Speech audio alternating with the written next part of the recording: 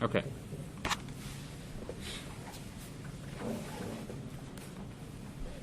So the first thing, throughout mini unit A, I mentioned that we're going to be studying what I refer to as SEPs. And SEPs stand for science and engineering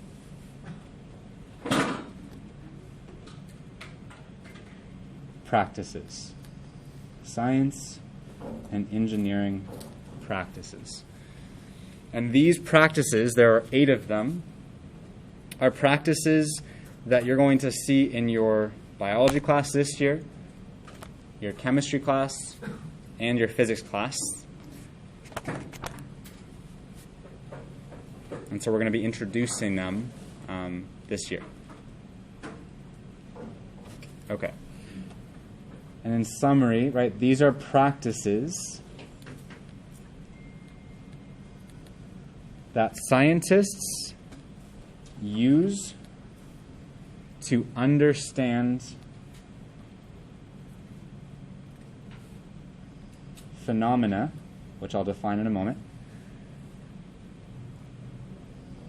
and by engineers to solve problems.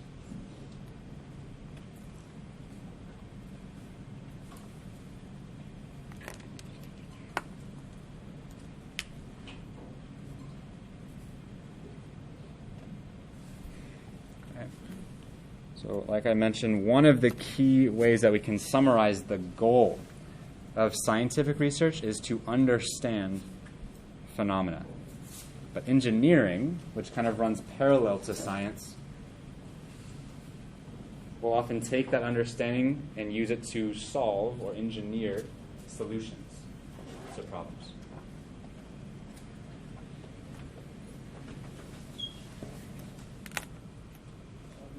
Yeah. What is the first word that's accompanied by, what did you say? Phenomena. Phenomena. All right, so let's start by defining phenomena. Yeah. Is there a phenomena? So that's a great question. So phenomena is the plural of phenomenon. Yeah. So a phenomenon, or phenomena, which is plural, we're going to use that word a ton in this class. We can define this as being any repeated and observable event that occurs in the universe.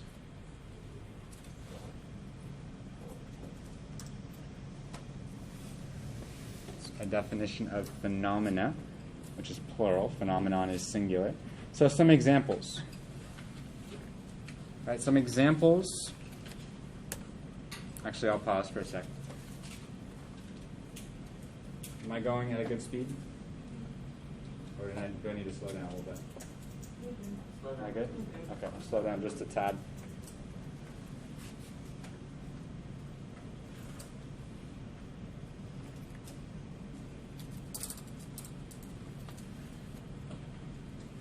Okay. So considering that definition, a couple of examples of phenomena. So one example of phenomena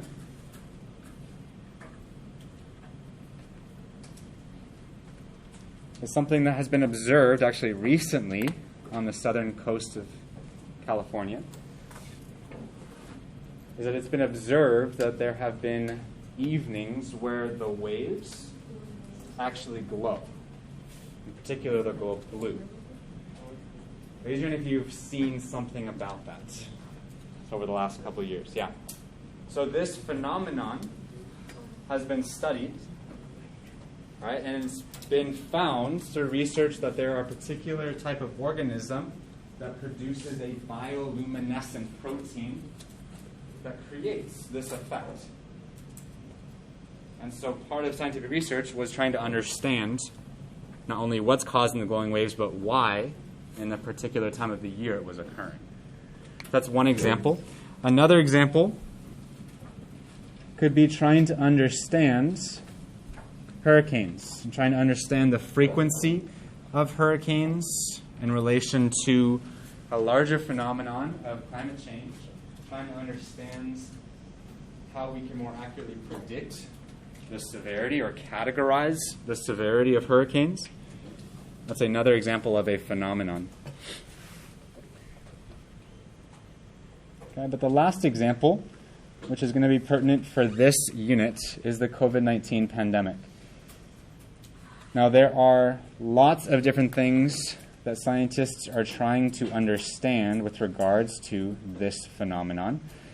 But this is not only an observable phenomenon, but something that has occurred several times throughout human history, this idea of a pandemic. And so actually every single unit in this class, since this is a science class, every unit will be tied to a phenomenon that we're trying to explain by the end of the unit.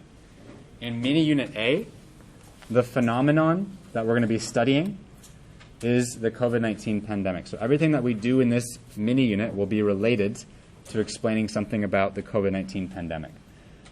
So this is the phenomenon for mini unit A. Yeah. Is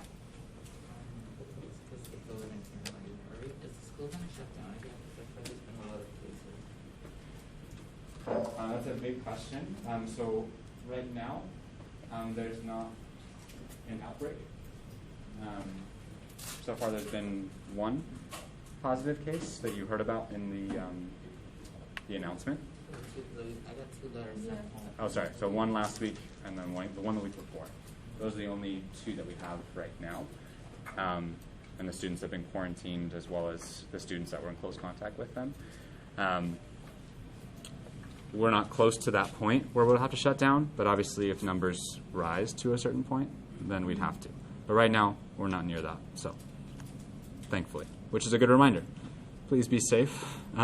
Make sure you're using hand sanitizer, keeping a mask. This class is doing great with that, by the way, but just being aware still of that reality. Okay. So, we talked about SEPs, phenomena, and I mentioned that there are 8 SEPs for this class. But today we're going to focus on 2.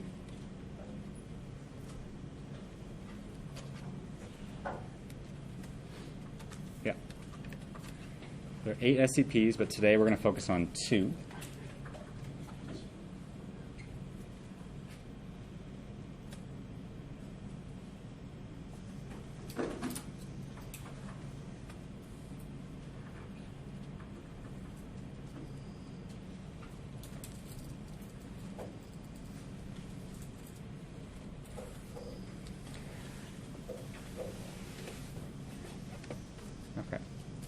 Let's start with this first one here. So the first one we're going to focus on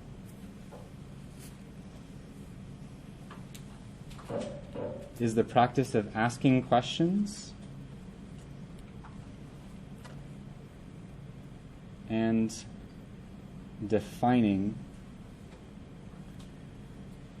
problems.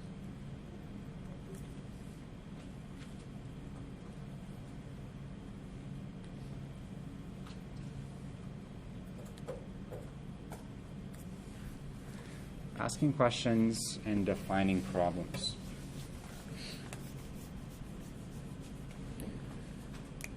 So scientists, in particular, a big practice in science is asking questions.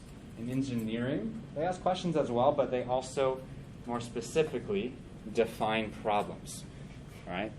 Because remember, the overall goal of engineering is often to solve problems. So you first have to start by defining that problem. Now, questions, I saw on a lot of different posters. Questions can be asked in response to phenomena, observing phenomena. They can be asked in response to data, of trying to figure out what data is saying. They can be asked in response to an experimental procedure, right, as you're trying to figure out how to test a particular hypothesis. So asking questions kind of is threaded throughout all of scientific research, not just at the beginning. It's this core practice of actually making what is unknown visible by asking questions. But what I want to focus on here is in scientific research, there are 4 traits of good scientific questions. When we think about the goal of scientific research being understanding phenomena, asking strong scientific questions is essential. And sometimes we start with a question that then we can strengthen as we consider these 4 traits. So those 4 traits, first of all, a good scientific question must extend from prior knowledge. It must extend from prior knowledge. And that's not just your prior knowledge. Part of scientific research is actually determining what is already known about the question you're asking. What have other people done with regard to this question? Then you can ask a question that extends from that prior knowledge rather than asking something that's already been addressed. Right? All right, number 2. Good scientific questions are open-ended. They're open-ended, as opposed to close-ended, which is more of a yes or no response or a numerical response. An open-ended question invites an explanation. Right? It's more of a holistic question. It's asking for not just a yes or no, but a why in many cases. Trying to understand phenomena. Okay. Third, good scientific question can be tested. Oftentimes, when we're refining a scientific question, we have to refine it in a way where it can actually be investigated. It can be tested. Otherwise, we can't really do much with the question. Right? We have to be able to find a clear way to test it. Okay, and then lastly,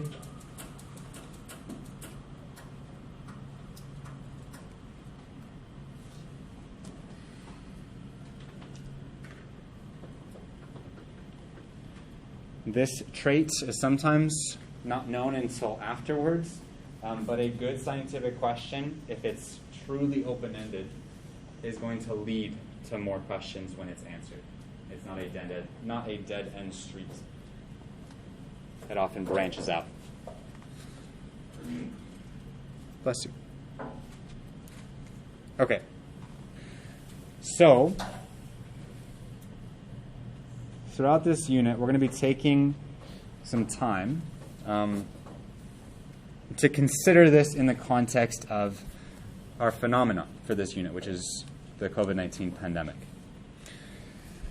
So what I want you to talk about with your group is, what do you think are some scientific questions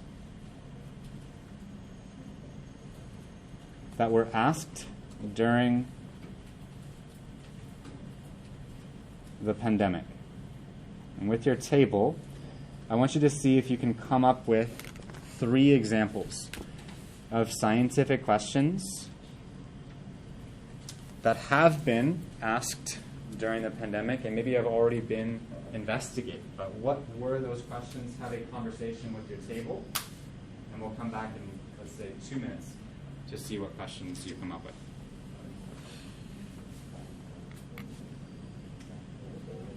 Do we start Mm-hmm. Yeah, you can start now. I would say, how could we stop it? Like, what could we do to prevent it?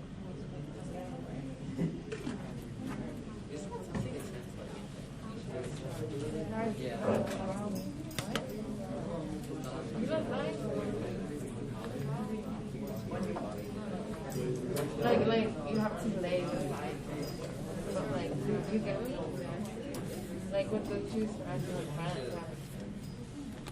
Yeah, about 10% for me. Just need to.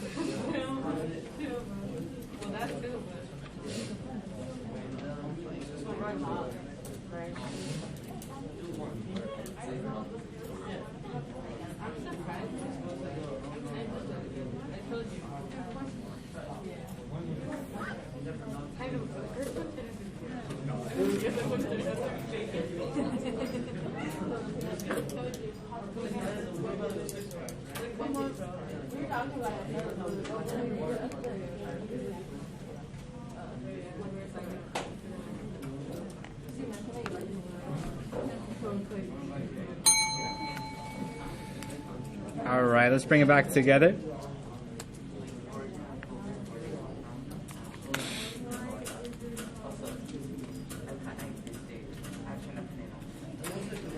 All right, so let's hear what you came up with your table.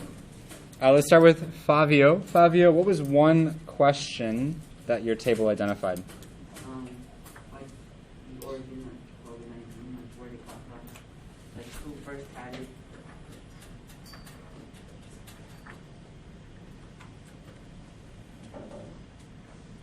Yeah, where did COVID-19 come from?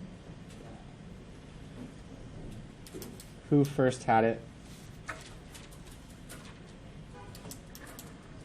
And I'll add, and how did it spread to humans? One of the first questions that was asked was about the origin, as Fabio was mentioning. Right, it was known, actually, that COVID-19, or SARS-CoV-2 is a specific name of the virus, was known to spread in, I think, 3 different species of animals. And those species, the question then turned to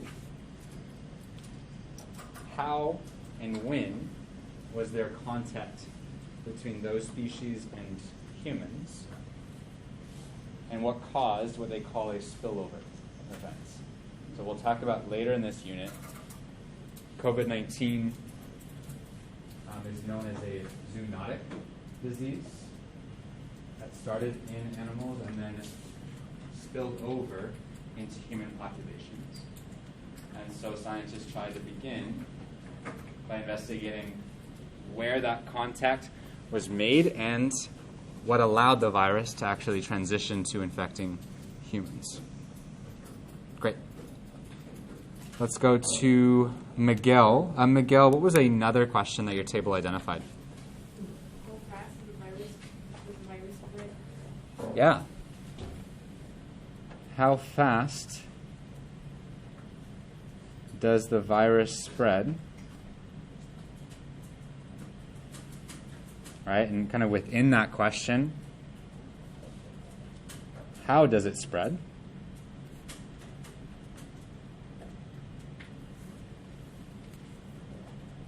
Right, was it spread through what we call fomite transmission, which is off of surfaces?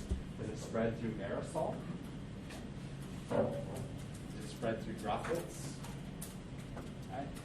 And how fast does this particular virus spread? One of the first things that epidemiologists, a particular type of scientist, try to determine was something called the R0 factor, which describes for any virus, for one infected person, how many people on average that one person will transmit that virus to. before that person becomes non-contagious. Right? It's one of the ways that we compare different viruses. Right. What's up? How can we do that with the diet? Is he still alive? Say that one more time. So how can we do that with the diet? Is he still alive? So it's actually a lot more complex than that. It's not a eating of a bat. It's actually still something that's being researched, because there are multiple species that the virus likely had to move through before there was human contact.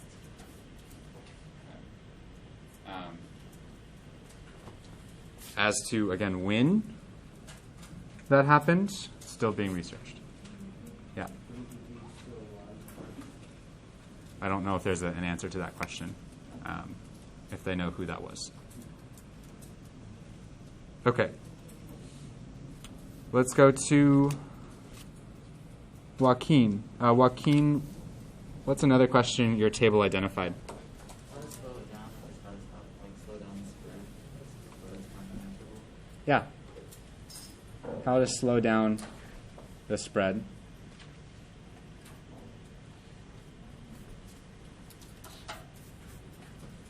And make it more manageable. Kind of within this is what methods are most effective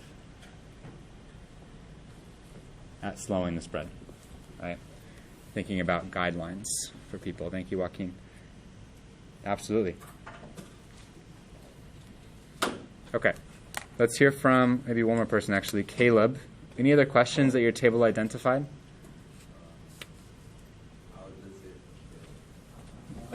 How does it kill or lead to like fatality of a human? Yeah. Right? So that turned to trying to understand not just how COVID infects people, but actually what it does to their body that leads to, in some cases, fatality. Right? Mm-hmm. Any other questions that people identified that have been researched? Yeah. How can we safely contain the virus? Yeah, right? So thinking about how long is somebody contagious for? How did they determine that? They had to investigate it. And how can we help contain the spread when we become aware of it? Any other questions that people identified? I think a question I think of is one that was brought up at the very beginning of the pandemic was, how does this compare to the flu virus, right? How is it similar or different to the flu virus in terms of its severity, how it spreads, how it infects, what it does to the body, comparing it to the flu virus? Yeah. Mm-hmm. Yep. How severe this pandemic is in comparison to other pandemics. Yeah. So it's like the flu virus and like coronavirus, like somewhat the same? There are actually two different categories of virus. COVID-19 has a higher fatality rate and a slightly higher R0 value. And that gets it because they function in different ways. Yeah. So similar in that both viruses have caused a pandemic at some point in human history. Influenza was way back at the beginning of the 1900s, 1918. This virus, COVID-19, is causing this current pandemic. Yeah. Mm-hmm. All right. Great. So we have all of these questions. I've written down 3, but we've talked about probably 6 or 7. But these are all questions that have been investigated throughout the pandemic. But let's turn our attention to this second SEP. All right. So this second SEP that we're going to talk about, science and engineering practice, is one that we're probably going to use the most throughout our time together. And that is the practice of developing and using models. Developing and using models.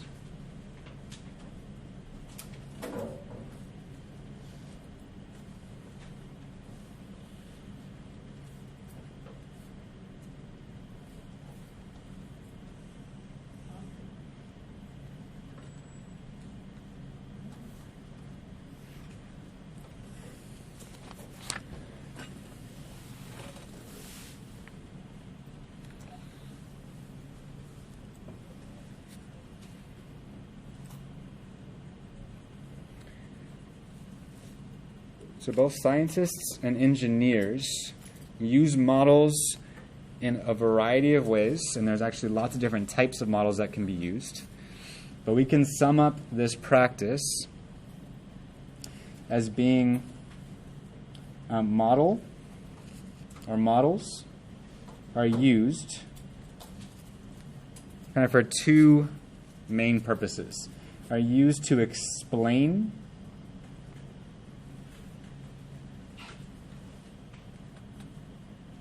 or make predictions about phenomena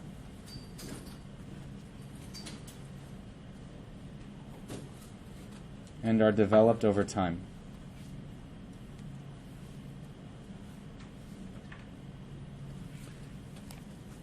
So scientists, we do this all the time when we're studying phenomena as we try and piece together what we know about a phenomenon into a useful model that helps communicate to others, explain to others what we know, but then also can be used to make specific predictions about a phenomenon. But what happens inevitably is that models are always limited. They're trying to piece together what we know, but it's oftentimes not complete what we know. And so that's why I include this idea of developing over time. Because as we learn more about the phenomena, we have to often make adjustments or improvements, or sometimes scrap the whole model and make a new one. Right? Okay, so what are some examples? Some examples of models that we'll see in this class and also that are used in scientific research could be a simulation. So simulations are used by taking currently known data and creating oftentimes a computer simulation that's used to make predictions for the future of how we expect something to occur. Another type of model can be a diagram. Diagrams are useful in summarizing the different elements of a phenomenon and being able to communicate how those elements are connected. It's kind of like what we've been doing with our posters. Third,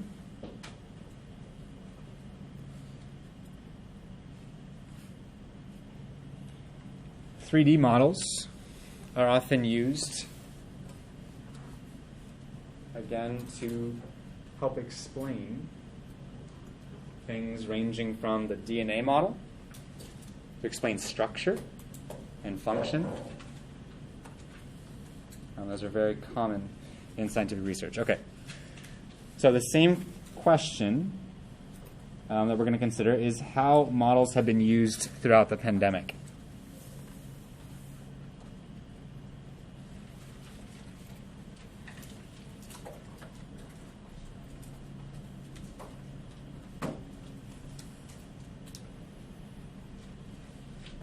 Okay. I can think of 3 examples. Part of your homework assignment is actually going to be finding specific examples of these models. But one major example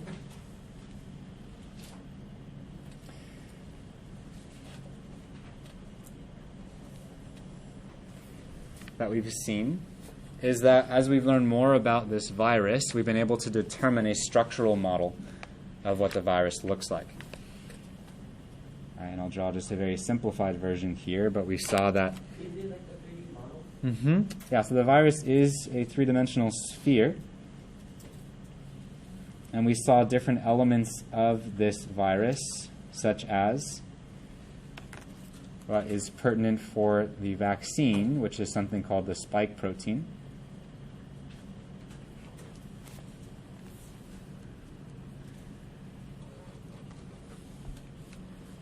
That was one of the major models developed early on.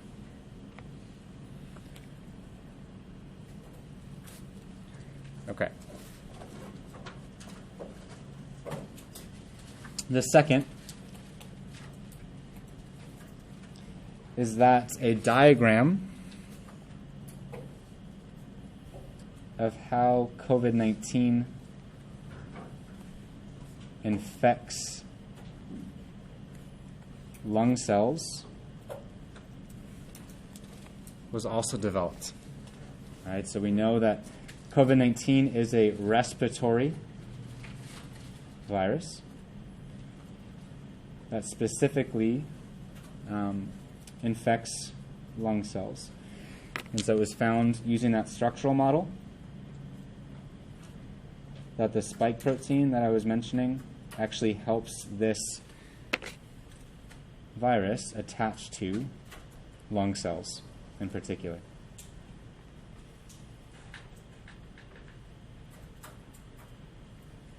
And from there, they determined what it actually does once it gets inside of the lung cell to determine how it works. And so we can develop treatments. And this further helped us to develop vaccinations.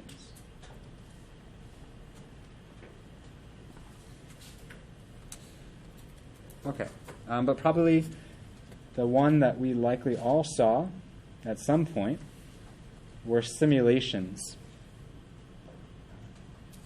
for how masks or social distancing